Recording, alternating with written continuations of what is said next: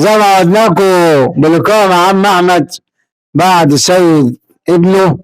طبعا عم احمد مشرفنا في منزله، والشرف لينا طبعا ان هو استقبلنا استقبال عظيم في المنزل بتاعه.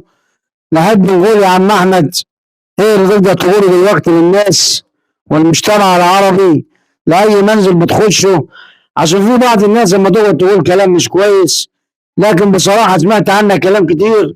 دخولك المكان بتهيأ اي حاجه لصاحب المنزل وبتطرح له كل المسائل. تحب تقول لاي واحد صاحب منزل ايه؟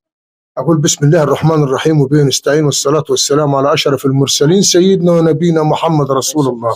أحب أتشرف بالأستاذ عاطف حبيب الملايين، راجل شرفني ببيتي ونور علي الدنيا وشهر حياتي، وبصراحة أنا حبيت إن هو راجل محترم وراجل بيصور معايا في البيت أنا وأولادي وأولاد ولادي، وزادني شرف وزادني نور.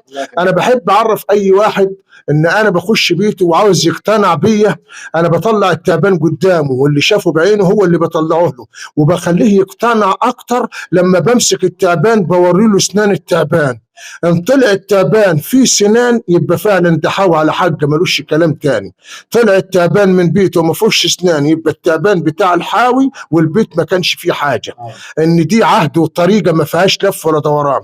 دخل البيت وبتوكيل الله طلع اللي عينك شافته وفيه سنان، اعرف ان ضريب المضمون 100%.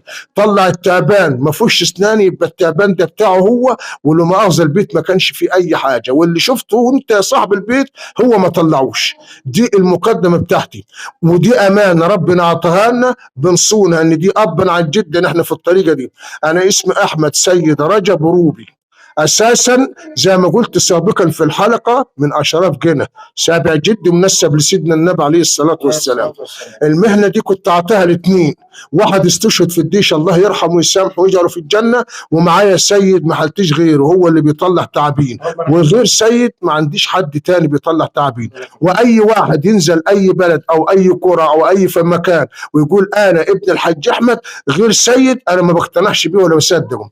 وتحب تتاكد ان ده ابني اسمه سيد احمد سيد رجب روبي، من مركز سمنوت محافظه المنيا، شارع الزعفران طريق الصفصفيه. انت غني عن التعريف يا عم. بارك الله فيك. فانا بقول لك يا استاذ عاطف انت شرفتني ونورتني، وبصراحه زدتني نور على نور وزدتني شرف على شرف، والحمد لله. احنا يعني انا سجلت قبل كده زي ما قلت سابقا مع الاستاذ وائل النبراش الله يرحمه ويسامحه لرحمه الله، وسجلت مع محمد بيه اللي هو مع حنف السيد، وليا قناه جامده الحمد لله مع حضرتك. وانا يعني الحمد لله في اي حته بروح وبشرف صحابها وبشرف نفسي قبل اصحاب المكان، والحمد لله في ثقه وفي امانه، واي مكان بنروح بنشرف نفسنا قبل بنشرف اي حد.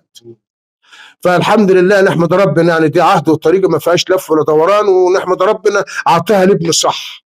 فاحنا الحمد لله معروفين، حتى اولاد ولادي هفرجكم عليهم برضه هم بيمسكوا التعابين، واولادي برضه تشوفوهم، ونحمد الله ان دي عهد وطريقه، وهنفضل رابطين على العهد ده باذن الله لحد ما ندور ونموت ان شاء الله. بالنسبه للشهيد عبد الرحيم، احنا هنبدا بالدرس الاول ان شاء الله، وطبعا من الشهداء تحب توجه رساله للقوات المسلحه تقول لهم ايه؟ احب اوجه له مؤاخذه كده للقوات المسلحه ان ربنا يعينهم على الاعداء، وربنا يقف معاهم ان شاء الله، ويجيبوا حق الناس اللي استشهدت دي. وانا حق ابني ما راحش، انا حق عند يعني عند ربنا، وهو في الجنه ونعيمه في الفردوس الاعلى ان شاء الله. وحق ابني جه يعني الحمد لله جابوه برضه القوات المسلحه، ربنا يبارك فيهم، وربنا يخلي لنا الرئيس عبد الفتاح السيسي، وربنا يصلح حالنا وحاله، وربنا يبارك لنا في القوات المسلحه. وحق ابني رجع الحمد لله، وبنحمد ربنا على الناس اللي جابت حق ابني، وانا بقول في الجنه ونعيمه في الفردوس الاعلى باذن الله.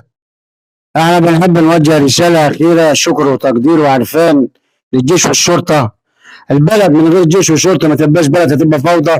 من غير الجيش والشرطه ما فيش بلد. وبنختم لقاءنا مع عم احمد ونقول له حاضر. نختم لقاءنا مع عم احمد كلمه اخيره نحب نوصلها للشعب المصري. بنشكر برضو الاستاذ عاطف حبيبي اللي هو جي برضو هنا وصور معايا وشرفني ونورني، وهنفرجكم على التعابين اللي احنا مطلعينها من بعد الاماكن، يعني تعابين كلها كوبر يكفينا شرها ربنا، والحمد لله ربنا بيقوينا عليها وبنجيبها عشان احنا السبب، وربنا اجعلنا اسباب بنشيل الاذى عن الناس، فعشان كده ربنا واقف معانا الحمد لله. واخر لقاء بقوله انا ما عنديش غير سيد بس هو اللي بيطلع التعابين، وغير سيد ما عنديش حد تاني. اي حد ينزل اي بلد يقول انا ابن الحاج احمد ما اعرفوش، لكن ابني انا اسمه سيد احمد سيد رجب، معروف في كل حته، والحمد لله. وهنفرجكم على التعابين واحنا بنطلعها، وبنفرجكم ان شاء الله على اولاد ولادنا بيمسكوا التعابين. أعزائي المشاهدين، بعد ثواني انتظرونا حلقة التعابين مع عم السيد وأولاد أولاده، وانتظرونا بعد ثواني، وبنختم لقاءنا بالصلاة على رسول الله عليه الصلاة والسلام.